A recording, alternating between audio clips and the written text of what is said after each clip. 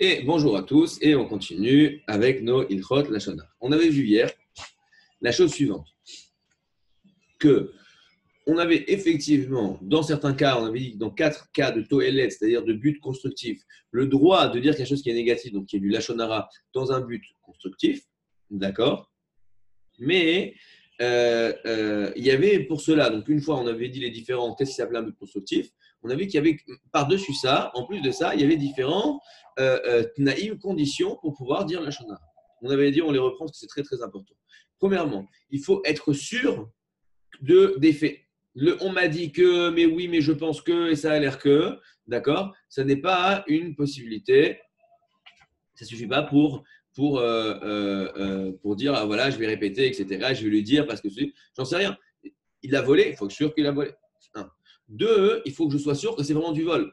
Parce que je l'ai vu prendre prendre le truc dans son sac, que c'est forcément du vol. Peut-être qu'avant l'autre il avait volé, peut-être qu'il devait de l'argent, peut-être qu'en fait il avait laissé de l'argent dans son sac. Donc j'en sais rien, je ne peux pas commencer à agir alors que je ne suis pas sûr que cette personne-là, alpidine, d'après la loi, d'après la halacha, cette personne-là, c'est un voleur, elle a effectivement fait quelque chose qui n'est pas bien. C'est hyper, hyper important parce que nous, on ne connaît pas bien la halakha. Comme j'ai dit, très souvent, on voit les choses d'un côté. Alors, si quelqu'un a fait du mal, entre guillemets, à notre ami, on est sûr que c'est l'autre qui est un sale type. Peut-être qu'en fait, c'est notre ami qui n'a pas bien agi. Et l'autre, il a fait que ce qui est juste. D'accord. Pas toutes les choses justes sont toujours agréables pour tout le monde. D'accord. Donc, faire très attention à ça. Troisième chose, chez Ochiach et Tachote Mitrila. Qu'est-ce qu'il faut? Il faut que j'ai fait une remontrance à la personne qui a mal agi avant de faire. Pourquoi? Parce que je n'aurais pas le droit d'utiliser l'arme du Lachonara si je n'ai pas en amont utilisé toutes mes cartes pour essayer de régler la situation différemment. D'accord. C'est la même chose que tu ne tires pas dans la tête de quelqu'un sans qu'avant tu aies tiré en l'air ou tu pouvais tirer en l'air, tu n'as pas le droit de tirer dessus. Si tu pouvais tirer dans le pied, tu n'as pas le droit de tirer dans la tête, etc. Ça, c'est une première raison. Deuxième raison, Rabbeinu Yonah, il nous avait dit la chose suivante, qu'il faut faire attention, on ne doit pas faire un acte qui laisse penser aux autres que je dis du Lachonara. D'accord. C'est-à-dire que là, moi, pourquoi je dis du mal de A? Je dis du mal de monsieur A parce que je veux aider monsieur B à récupérer son argent. D'accord. Mais si on pense que je le fais par jalousie, parce que je prends plaisir, parce que je dis du Lachonara, etc., je ne devrais pas faire ça. Alors, comment est-ce que je m'arrange pour qu'on ne pense pas ça? Alors, soit j'ai en amont, on a dit comme ça, j'ai fait une remontrance, quand on vient de parler des remontrances, à monsieur A. Donc, j'ai dit, écoute, j'ai essayé, j'étais le voir en privé, je dis, monsieur A, arrête de faire ça, rends-lui de l'argent, etc. Il ne m'a pas écouté. Écoute, je suis obligé de lui dire.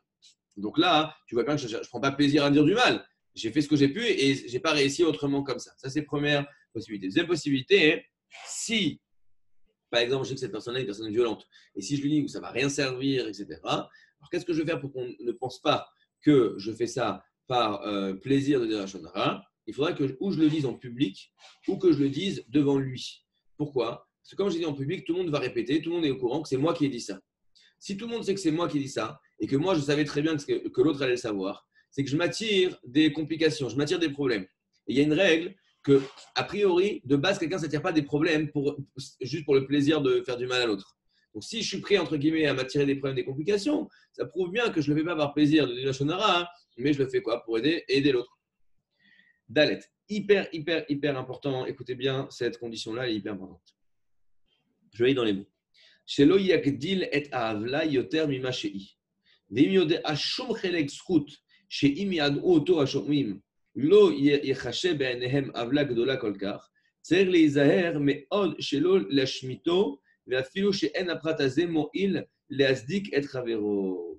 Écoutez bien, hyper important. Avant, si dans un cas où je dois lui dire ceci, cela, je vous donne un conseil. Vous prenez une feuille de papier et vous écrivez exactement tous les faits. Et là, vous faites attention, vous devez dire la vérité, rien que la vérité, toute la vérité. Qu'est-ce que ça veut dire? Je vous donne encore moi, c'est un exemple qui m'est venu parce que j'étais en train d'étudier ça quand ça m'est venu. Il y avait un certain organisme qui voulait faire venir un certain intervenant de Torah pour venir parler à des francophones. Cet organisme, ce n'est pas un organisme francophone.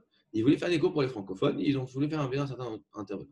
J'estime, pour plein de raisons, que cet intervenant n'est pas un intervenant qui devrait parler en public. Je pense qu'il il a des idées qui sont dangereuses et une approche qui est négative, qui est mauvaise. Ok, ça c'est mon avis, d'accord?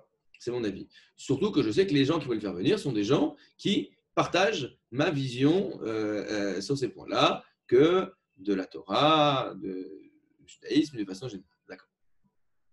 Donc, à un moment, le monsieur me dit, écoute, moi, je ne parle pas français, je ne peux pas savoir ça.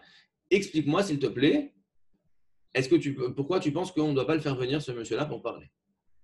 Et là, donc, mon objectif, c'est quoi? C'est in fine, les toilettes. Donc, on va voir dans toutes les choses comme ça. C'est de dire, donc, les toilettes, parce que je pense que pour protéger les gens du discours que je pense être dangereux de ce monsieur, eh bien, et encore une fois, c'est ce que je dis, et c'est dangereux. D'accord? C'est dangereux parce que sinon, tu penses que toute personne qui n'est pas d'accord avec toi, c'est dangereux. Donc, encore une fois, il faut faire très, très, très attention. Mais disons que dans ce cas-là, j'ai réfléchi, j'ai truc, etc. Voilà, je pense qu'il faut parler. Maintenant, pour parler juste de la condition numéro 4, avant de parler, il faut bien faire la liste de tous les éléments qui sont pertinents d'une manière ou d'une autre à ton sujet. Par exemple, dans ce cas-là, qu'est-ce que je reprochais à ce monsieur qui m'a parlé? C'est qu'il avait une approche de la Torah qui, pour moi, n'est pas une approche orthodoxe de la Torah. D'accord? Voilà. Maintenant, est-ce que ça veut dire que ce monsieur-là, forcément, parce qu'il n'a pas une approche qui est orthodoxe de la Torah, ça veut dire qu'il ne fait pas Shabbat, qu'il ne fait pas de kippa et qu'il mange du cochon? Non. D'accord? Maintenant, si je cache le monsieur à qui je parle, donc l'Israélien à qui je parle, il n'est pas au courant, il ne le connaît pas, lui. Donc, si je lui dis, non, mais lui, c'est un réforme, il est réforme. Ah, c'est pas vrai. Ce monsieur-là, il ne se dit pas réforme. Ou lui, il ne fait pas Shabbat. Alors, c'est vrai que si je dis qu'il ne fait pas Shabbat, il ne va jamais le prendre en tant qu'intervenant rabbin s'il ne fait pas Shabbat. Mais c'est pas vrai qu'il ne fait pas Shabbat. Donc, de dire qu'il ne fait pas Shabbat, ok, ça, je ne peux pas. Ok, donc ça, c'est du mensonge. Ça, c'est sûr que je ne pourrais pas dire un truc pareil. D'accord. Mais, par exemple, a priori, ce monsieur, je pense qu'il doit faire ses 3 tefilotes comme n'importe quel juif religieux du monde. D'accord. Donc, d'un côté, si je ne lui dis pas à l'autre qui fait ses 3 tefilotes, si je ne lui dis pas, je n'ai pas menti, j'ai rien dit, il ne m'a pas demandé est-ce qu'il fait ses 3 tefilotes, s'il me fait, je dois lui répondre, mais il ne m'a pas demandé.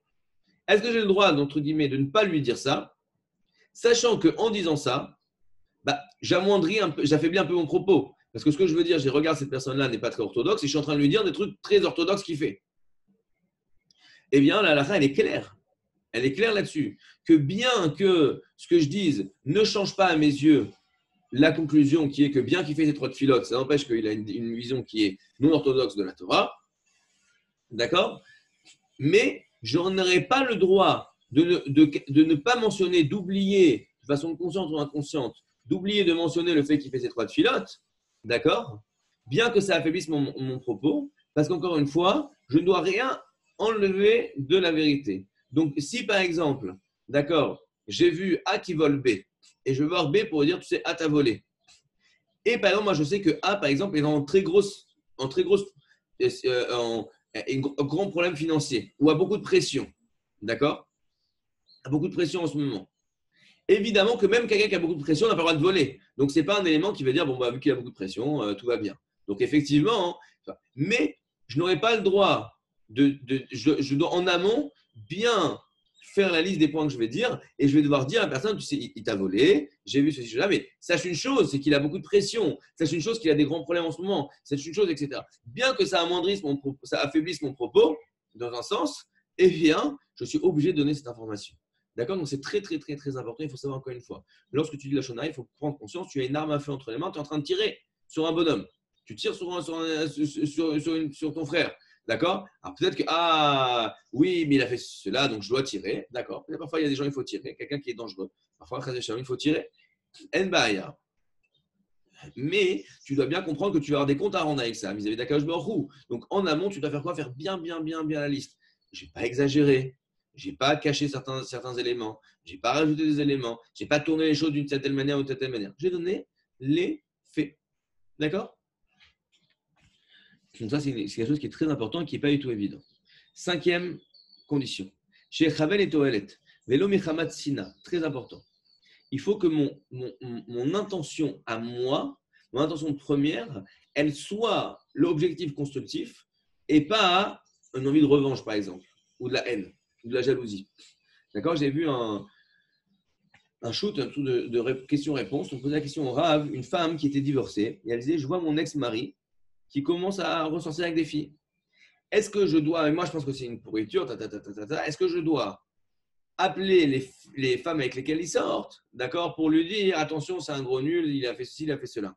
Le Rav, de qui tu te moques? Quoi, tu le fais vraiment par amour de toute la gente féminine que tu veux sauver, de trucs cela, etc. D'accord.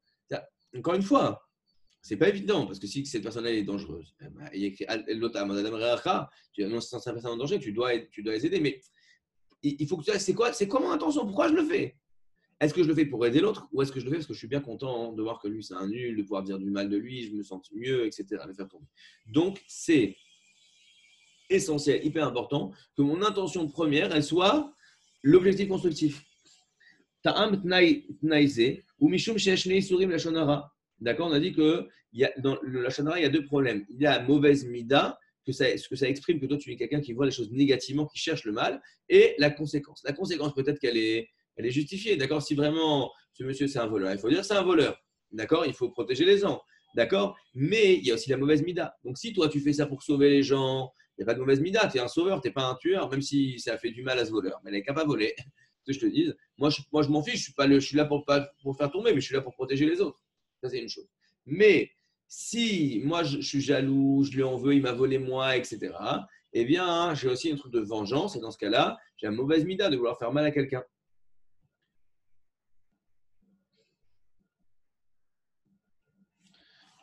Ok.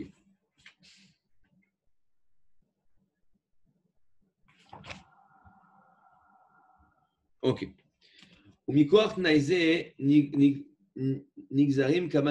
D'accord. Donc, de cette condition-là, qui dit qu'il faut que mon intention soit l'objectif constructif, on va prendre plusieurs lois.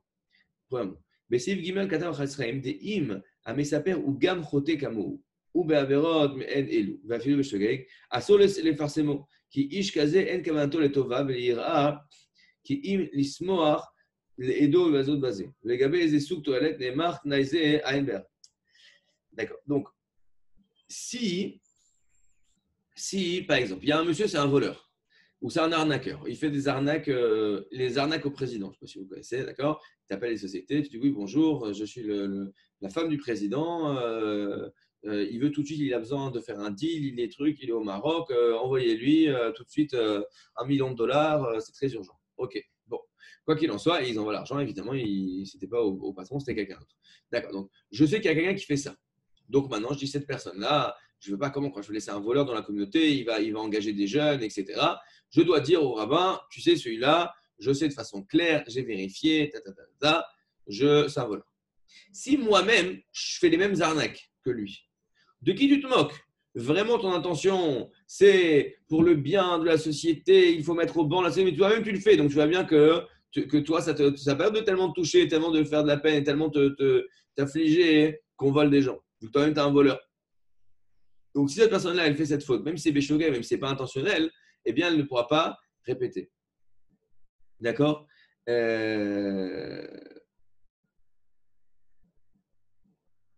Ok. Donc, il faut que mon objectif ne soit pas ne soit pas ne soit pas le mal que je lui fais, d'accord, mais mon objectif soit la conséquence constructive qui va arriver.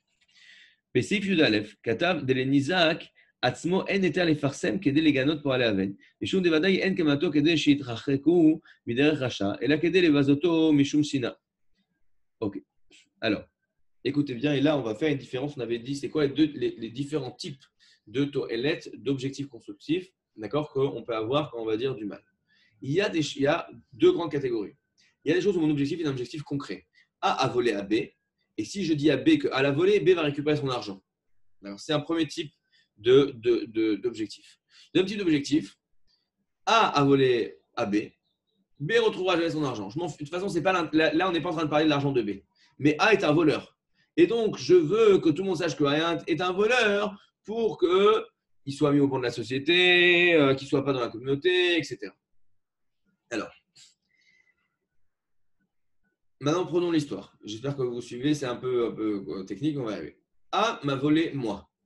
A m'a volé moi, je n'ai volé pas. j'ai pas récupéré mon argent et a m'arnaqué. Est-ce que j'aurai le droit maintenant? Alors, si mon but, c'est que A me rende l'argent, c'est une chose. Mais je ne veux pas que A me rende l'argent. Je viens dire à tout le monde, A est un voleur. Je vais dire à tout le monde que tu es un voleur, A est un voleur. D'accord? Ça veut dire parfois, tu as une société qui t'a fait un truc, ils t'ont fait un sale coup, ils t'ont fait, etc. Je te dis, tu sais quoi? Je vais mettre sur Internet un message pour dire que vous êtes des arnaqueurs. Est-ce que j'ai le droit de faire ça? La réponse est non. Pourquoi? Parce que comme toi, tu t'es fait arnaquer, évidemment que ton objectif premier, c'est pas de sauver les autres pour pas qu'ils se fassent arnaquer. Ton objectif premier, c'est quoi? C'est de te venger de celui qui t'a fait l'arnaque. Comme toi, tu le en veux, ton objectif n'est pas de mettre au banc la société, cet arnaqueur, etc. Ton objectif est de te venger de lui. D'accord. Mais si par contre, en disant ça, tu vas vraiment sauver quelqu'un de façon concrète, soit dans sa personne, soit dans son argent, et bien dans ce cas-là, tu es un peu pris. Pourquoi? Parce que tu as aussi une obligation de sauver cette personne-là. Alors maintenant, surtout qu'on dit une chose, c'est que même si tu en veux à quelqu'un, d'accord, a priori, ta volonté d'aider l'autre va prendre le dessus sur ta volonté de lui faire du mal. אבל אם תהיה תועלת ממשית כי גם שיחזיר לו הגזלה, או יתקן הצער שגרם לו, או כדי למנוע נזק עתידי כגון שרוצה לגופו, ועל ידי שיספר זאת לאנשים חשובים, או לקרוביו של החוטא ימנעו אותו מזה, מותר. ואפשר דעו הדין עם כוונתו בסיפורו להפיג את דאגתו מליבו ואין בעיניו. Excusez-moi. אם בא לספר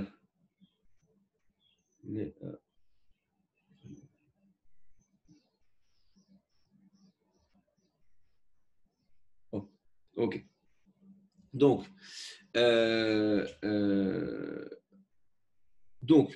qu'est-ce qu'on a dit?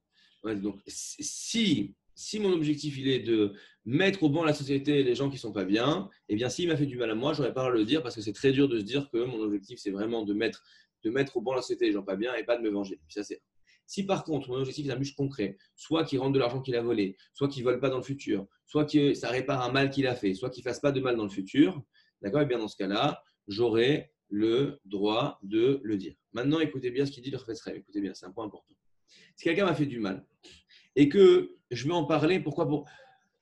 Parce que le fait d'en parler, ça va me truc. Il s'est moqué de moi en public, etc. Le fait d'en parler et du mal qu'il m'a fait, ça va faire que je vais être moins. Ça va m'enlever ce truc-là de mon cœur.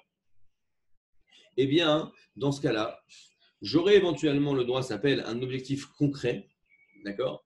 Mais à une condition, écoutez bien, que le fait que je parle ne va pas engendrer à celui qui m'a fait du mal une conséquence, un dommage, d'accord, quelconque, qui est au-delà que cette personne-là mérite. Prenons un exemple. Quelqu'un est venu dans la rue et m'a dit « Ouais, toi, espèce d'abruti. » D'accord? Moi, ça m'a fait de la peine devant tout le monde. Il m'a dit « Je suis un abruti, etc. » D'accord.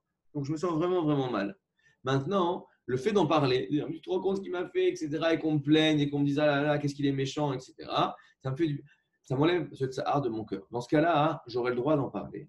Mais à une condition, écoutez bien, que ce que je vais dire ne va pas engendrer un dommage au-delà de ce qu'il mérite à celui-là. C'est-à-dire que si par exemple en disant ça maintenant, tu dis quoi? Moi je ne savais pas qu'il était comme ça, je vais arrêter de faire du business avec lui. Ah, je ne savais pas qu'il était comme ça, alors je vais lui casser la figure. Ah, je vais lui faire un procès. Ah, on va le jeter de la synagogue. Bien, cette chose-là n'est pas justifiée. Et donc, comme j'entraîne, bien que mon objectif, ce n'est pas de lui faire du mal, mon objectif, c'est juste que moi de me sentir mieux.